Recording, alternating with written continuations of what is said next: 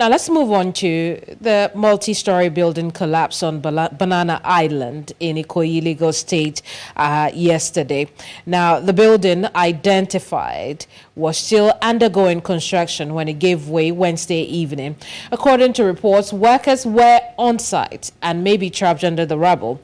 Our Bettina Nwelih visited the estate today, and she's here with me in the studio to tell us what she caught up when she went there. Bettina, thank you so much for your time on the square. It's good to see you. Thank you for having me, Kemini. Tell us what happened when you went there. Okay, so this morning, initially, when we got to the Banana Island estate, journalists were denied entrance for quite some hours. I got there at about 8:30 this morning. And by the time we got there, we saw other members of the press who were already standing. And, you know, there was no entry. Nobody was attending to us. First of all, I need to give you a breakdown of what Banana Island as an estate looks like. It's not like the regular residential areas that you have. So this is very, very well secured with security gates and perimeters, all of that. You need an access code to gain entrance into the estate. So it's not a place that you can just walk into as you would like. So while we were there, 2 hours into our waiting and, you know, trying to find out what was going on, because first of all, because of where it is situated, there were no construction workers to speak to. Right. The information we have is that the government already suspended all construction sites for now. Inside the estate. Yes. So I'm going to come back to what the information you picked up, but before we even go any further, we know that there's been a lot of confusion about whether it was 8-story, 7-story, 6-story. What did you gather when you went there? So what I gathered is that it was a 7-story building. Now it's like I won't call it twin because there are 3 buildings, on that row. So it was the one in the middle that collapsed. So it's like 1, 2, 3, and then the second one, which is in the middle, is the building that collapsed. Okay. So we asked all the relevant questions. We spoke to the Director General of the Lagos State Emergency Agency, and he is of the opinion that even though this has happened, that they are planning to conduct, a structural reliability test on the other 2 buildings to make sure that they avoid a repeat of what happened yesterday. Well, let's take a listen to him and then we'll come back to the conversation. All right. Previously, LASEMA is the state emergency management agency that handles emergency in Lagos State. If need be, we call NEMA if there is major disaster. And that is the major reason that NEMA pulled out, because we are on ground. When the incident occurred, we moved in swiftly, promptly, effectively and efficiently with all the primary stakeholders. And you can see that immediately it occurred, our response was swift. It's about 10 minutes. And you can see that, come and look at they come and look at the specialized equipment we used. And we got there, our response time was 10 minutes. We moved in with our sophisticated equipment. We used DELSA. The life side was divided into 4 quadrants. Now, and we checked each of the quadrant with our DELSA, and we did not locate anybody under the debris with our DELSA.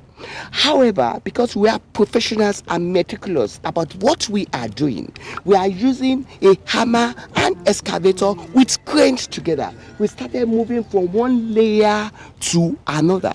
And during this emergency response, we are able to rescue 7 people alive. Those people that were rescued were treated on the spot and discharged. It is only one that was taken to a private hospital where it's receiving adequate treatment. So far, as you can see, we're here on ground. With me here is the PS LASEMA, Lagos State Emergency Management Agency. We've been here since yesterday. We received a call late evening on our emergency numbers 112. Telling us about this incident, and of course we came here immediately and we have been here since then. Upon getting to the scene, we realized that the building had come down. Our LASAMBOS were already on ground by the time I personally got here. They had treated about 7 to 8 minor injuries on getting to the scene, and a few of them that we felt needed to go to the hospital have, been taken to the hospitals last night, and many of them had minor injuries, and that is as far as injuries is concerned. In terms of fatalities, which you've asked, as of this moment, we have not recorded any fatalities as of this moment. We're here, our equipment are here. What we're trying to do now is to see how we can go through the rubbles very quickly to see if and indeed there are any fatalities that we can recover, as the case may be. Well, Bettina, who visited the estate earlier today, is still here with us. Bettina, good bites from the officials over there. We know you mentioned the first one, but who was the second person who spoke? Okay, so the second person is a special advisor to the Lagos State governor on special affairs and special duties. So he was also on ground to say that, the Lagos State government is aware and, I'm representing them here to find out and investigate what really is the cause. Because till now, none of the agencies have been able to tell us that, oh, this is the cause of the building collapse, because it's not like every other regular building collapse that has been happening. Now, this happened inside an estate that is seen to be one of the most safest in Lagos. So if that can happen there, then it means that maybe some necessary protocols were not followed, because why? And according to what we heard, the construction workers were on the 6th floor, about to layer the 7th floor when this collapse happened. So does it mean, So how many of them were in the building? Well, according to the roll call from the information that we had from the LASEMA and the Lagos State government, they are saying that the roll call has accounted for all the people who were supposed to be in the building at the time. Apart from one person who they say has been unresponsive. They've been calling the person and the person's number has been busy. So I think it's that one person that they're still trying to excavate to find out if possibly the person was inside when that building collapse happened. I see. And so, they are investigating the cause of the collapse, as she said. But what did you hear over there about how it happened? The events leading up to that. Nobody was saying anything. Because first of all, before we could gain entry into the estate, like I said earlier, all the construction workers, who worked there yesterday are no longer there because they didn't even allow them to enter inside. And well, those who were there were, just victims of the collapse. Exactly. I see. Exactly. Bettina, we'll leave you here for now. Thank you so much for your time. Bettina Nwelih. Thank you for having me. Absolutely. She visited the Banana Island estate where a multi-storey building, 7-story building collapsed, and it trapped a few people who are now receiving medical attention. But this is a very cruel reminder of things that have happened in this country. And so let's have a conversation on the back of this. David MAJEKODUNMI is chairman of the Nigerian Institute of Architects Lagos chapter. He's joining us via a Zoom connection. David, thank you so much for your time here on the square. But like I said earlier, this is a cruel reminder of things that have happened, similar things that have happened in the country. I'd like to pick your thoughts on well, my understanding is that we have lost David as well, but maybe I should give it. Absolutely. Thank you so much for your time, David. Yeah, good afternoon. Thank you. Wonderful. Like I said earlier, this is a cruel reminder of things that have similar things that have happened in in Lagos specifically. Talk to us about your thoughts into this occurrence again. Right. Number one, the investigation has to be done, but there's a limit to what I can ask my institute to investigate. Unfortunately, we're having a recurring incident after one of the 40 Lagos State. We are not there yet because if we're to investigate, did the developer get the right consultant? That's number one. Two, even where it gets the right consultant, were there any monitoring by the government? Because I'll give you a good example. The so-called rich one, I'm sorry, because we had the proof during the Lagos time. The developer has a change of escort. Even when the government agent comes around, they are not allowed to enter the site. Now, Banana Island is one of the secured estate or area in Lagos. Even going because I've had a kind of a discussion with the government agent, and also to find out where have we gone wrong here? Was there no monitoring in place? Do they have the approval? And where they have the approval, is there any monitoring in place by the government? That's number one. Two, I know the government doesn't have enough capacity for monitoring, and every one of us in the built environment have been campaigning for, to outsource it, which I know they're trying to, but must we wait for something like this to happen before we take action? So that's my question. But the investigation has to be done because I see. We don't know whether it's a structural defect or what's the cause of it. Absolutely. I like the point you just made, and that brings me to the question. I mean, what are the questions, or what are the things that you expect investigators to look out for to properly determine what caused this? Yes, number one, now we need to know the consultant involved, and if they are registered, I mean, they have to be held responsible. They have to be held responsible, that's one. Two, what's the government part to this? Do we have, or do they have the approval? I mean, we had the case of the GET, certain number of whatever were given, or number of floors. Is it the same with this? Did you give approval? On the social media, there's been two versions. Some are saying unapproved plan, some says approved plan. Now, also, we know, I mean, the developer has to be asked the question. Now, on this particular side, there's supposed to be a signboard which tells all the consultants that are involved. There's nothing like that. I mean, with all what has been shown on the media. So, I mean, there's a lot of questions to be asked. And must we wait for something like this to happen before we start taking action? But on the structural front, with the building itself, are there things that you'd expect investigators to look out for?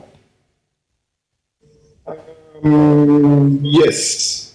I mean, I think the floor was, I mean, the construction was up to the 7th floor. Yes. So if they have got up to that 7th floor, have there been any previous certification? What is the government input in this? I mean, that is provided, it has approval provided, the government agents were involved. So has there been any certification, even up to the 6th floor, even prior to getting to the 7th floor? But like you said, we need investigators to do this. But we've also seen in the past that not much really comes out of these investigations. What do you think the problem is? Is it lack of, know-how? I mean, I'll leave you to it to tell us what you think the problem is.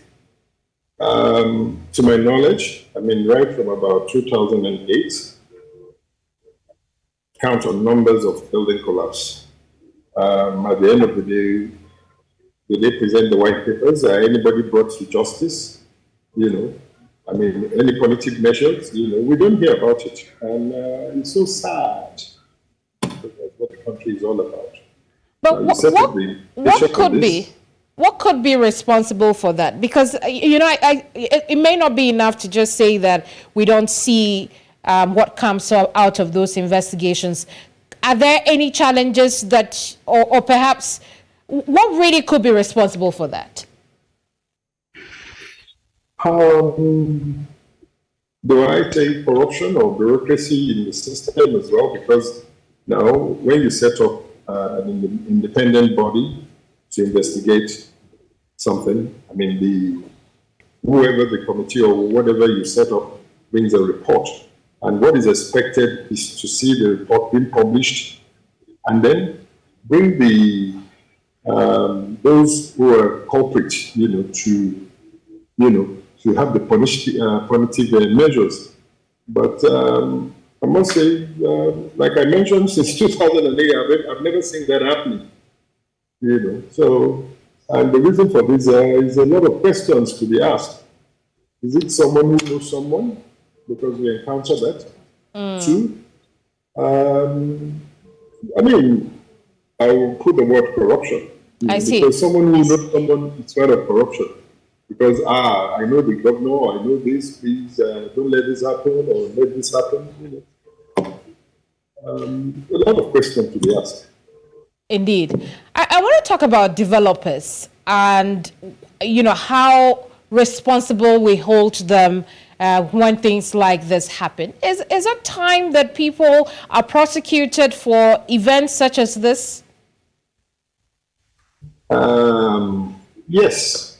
Now, there are a lot of questions. You have the developer. Now, what do you define as a developer? Now, developer, is it someone who puts the money down to do the project, or someone who is administering, the project management of the site? Because we need to define who the developers is. Yes, we have various bodies. I think we have the REDA. But for you to hold the developer responsible, you must be able to establish that, yes, he's at fault. Because number one, if he doesn't engage a qualified architect or engineers, number one, is a culprit for that. And quite a number of them are cut corners because they're penny wise, pound foolish.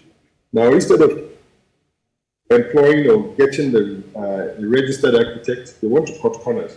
But we have the body, for instance, the way it's practiced in England, you want to develop a property, even where you don't know an architect, you go to the RIBA region, they all have, just like the state chapter for the NI. You go there and they'll recommend a registered architect. They could even help you where it's done in a competition, and then you have people sitting and they'll judge the best for you.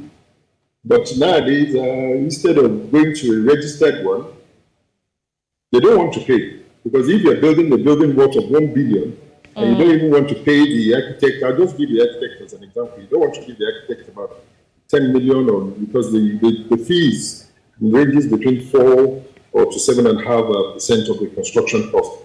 And you that want to invest 1 billion or 7 billion to build, you can't even afford to pay, you're cutting corners, in paying maybe 5 million or 10 million as a consultancy fee. That's why I refer to it as penny wise, pound foolish. So I help us understand what is the knowledge base that an architect would be contributing or will be putting in such a building to avoid things like this? What is it that people must know about the architect's role in construction of places like that? Yes, you see, when you're engaged in a project or on a project, the first thing which you do is, number one, there's a soil test which is going to be done by a geophysics or someone who knows much about the soil. Now, from the soil test, you'll be able to know, okay, what kind of, if you're talking of, I want to have these, I want to have a museum, I want to have a flying boat, I want to have a flying saucer, or I want to, whatever the project is. Number one, you determine the soil test. Then after that, that will give you a bit idea. You might have come up with a lot of conceptual design initially, even before the soil test. Because sometimes we dream.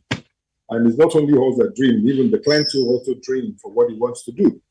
And in doing so, you engage a structural engineer, because the structural engineer will tell you whether this is possible. But for the structural engineer to determine whether this is a kind of foundation that will be suitable for this particular site, you must have the result of the soil test.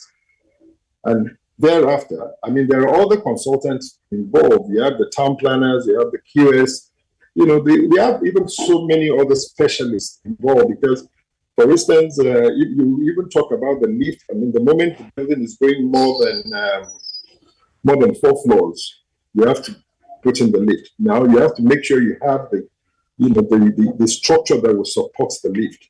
So there's a lift specialist involved, there's an electrical engineer, mechanical engineer involved, right from the onset. But if you don't have this, or if you engage the quackery part, or you engage a quack consultant, for instance, I've been involved in so many projects that I will advise the client, sorry, I don't think this structural engineer is qualified because it's not Korean registered. And same goes for the mechanical and the electrical engineer. And same goes for the architect, because the architect must be ACON registered, that is Architect Registration Council of Nigeria. So if you don't have that, I'm sorry, that's why, we get this kind of things.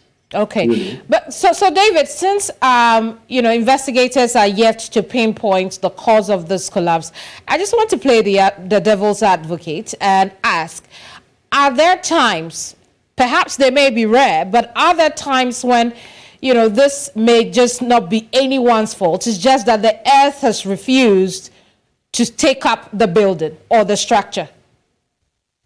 Likely, and that's why the investigation has to be done by specialists, because we know what the terrain of the Banana Island is. There's been so much, sand filling of the areas, and there's a duration where the acclimation of the whatever needs to settle down very well. The sand, the filling of the site, maybe the minimum of 5 years needs to be met. I can't remember now. And you find out maybe it's due to, it might not be just to structural failure, it might be to the soil itself. So investigation needs to be done. Until when the investigation is done, then you know about the result, why this happened. I want to talk about victims of incidents such as this, particularly on-site constructions. It's usually, the construction workers. Do you think that victims are well catered to after events such as this? I will say yes and no. Let me tell you why I'll say yes. If you are involved with a project where you have what I might put as an A-class or Class A contractor involved. When I say Class A, some of these international construction companies, you find out that they put health and safety measures in place before even they start work. And then there's also that all risk insurance, which I think Lagos State has made it part of the requirement for every site. Because where you have all risk insurance, with this thing that happened now, at least we know that the family will be taken care of because of the insurance on the project. But God knows, maybe during the investigation, to be able to tell, who the contractor is. Does the contractor have a all risk insurance in case things like this happen? So let's take a look at two things now. If there is insurance, like you said, we don't know. So if there is insurance on this building, how do victims of this collapse make sure that, or have access to the insurance fund, so that it doesn't only end up in taking care of the cost of the construction for the developer and the contractor? So how would they do that? Now, I'm glad before I came into this program, I was watching this thing. We have the records of those at site, and at the same time, I think it's part of the obligation of the developer and even the government, because when we have what we call daily works report, which tells who and who comes into a site. If you are in a well-organized site, you know those who come in maybe at one certain time and when they leave the site. So that will also give account for who is at that site at the point of the incident. And with that record, at least the developer or contractor who has the insurance will be able to give the details of those who are there at that point, and they'll be able to help the family. But the family also needs to ask the employer of their victim to know where, what is in place for them. But the government has a lot to do. And my advice, because also not only the all-risk insurance, the professional indemnity insurance is also very important. And in order to encourage the government on outsourcing the monitoring as well, or whoever it's going to be outsourced to must be able to have, professional indemnity insurance that will cover, in case we have this kind of thing. Let me just give an example. You have David, you have maybe John. John designed the building, and John is the monitoring agent for the government, while David was the one that designed it. But John must be able to have a professional indemnity insurance that will cover up to the tune of that, construction cost. So if, what David has designed is a building worth about 2 billion naira, I mean, John, who is another architect, going to monitor what David has done on behalf of the government, must have the professional indemnity insurance to cover in terms of this kind of a liability that has happened. And also it makes the government comfortable as well. That, oh, I'm getting someone who is knowledgeable, who is an expertise to monitor this on my behalf. And the other side of it, which will come to it, is just quickly tell us, how long does it usually take, if you know, for people to benefit from, the insurance? That's an interesting question, because I haven't compared the insurance claim, or when you make claims, your insurance, or when you make claims here in this part of the world, compared to the Western world, which I've been a victim. I mean, I'm not in the insurance company, but from experience, it takes so long. Even ordinarily belonging to association or belonging to maybe not only associations, even to get this, what you call this, the contribution for life insurance.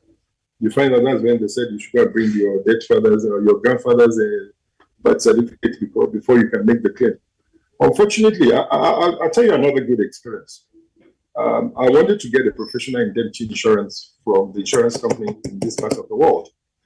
I mean, I'm talking from Nigeria. Now, the measures were so much that I had to get, the professional indemnity insurance, in South Africa. And it's because I was involved with, a foreign company. I was into partnership with a foreign company in South Africa. And that's how I was able to get the professional indemnity insurance, because it's being deducted from what the client is paying me monthly. But whereas here, just a good example, you have a project of 100 million. Now you need a professional indemnity insurance to cover that 100 million. Now the likes of the insurance company here will be asking you, maybe to pay 7 million or 8 million for your professional indemnity insurance. And they want you to pay it at once. But whereas the client is not paying you at once. So where the client is paying you in stages, the insurance company too should be able to take that as well in stages. But over here in Nigeria, it's a different ballgame. And also the same thing, I mean, getting your claim from the insurance in Nigeria, I'm sorry, takes longer than what is operated in the Western world. David, last one before we let you go. Talk to us about what options for redress are there for victims if, and that's a big if because again it's speculative, we do not know, if this contractor or developer did not have insurance? Now, the redress is this. We've been talking about this for a long time. There's a body called the Building Collapse Prevention Guild, which I was part of the initiator, or when they were founding the body. Now, in as much as even the artisan, I'll give you a good example. Just look at the Association of Organizers. It's a very strong body. So the same thing should happen for the carpenter, the masonry, the iron benders. They should have a body. And then before you engage them on any site, you must see that they are registered so that you have a proper record that this is the iron bender working on this. It's not just to do with the consultant alone. It's got to do with the artisan. I'll give you a good example. If you were to be, I live partly in UK. Now, if you were to even repair any cable or anything to do with your house, maybe your gas pipe, you must see the certificate of whoever is coming to repair. It's a city and guild or maybe a technical person, but it's registered with the body. I mean, you have the COGI registered. I can't remember the full name of the COGI. Well, but you have it that this is a registered mason, this is a registered bricklayer, call it, I- and that will help to have the proper record, and the insurance also would be happy.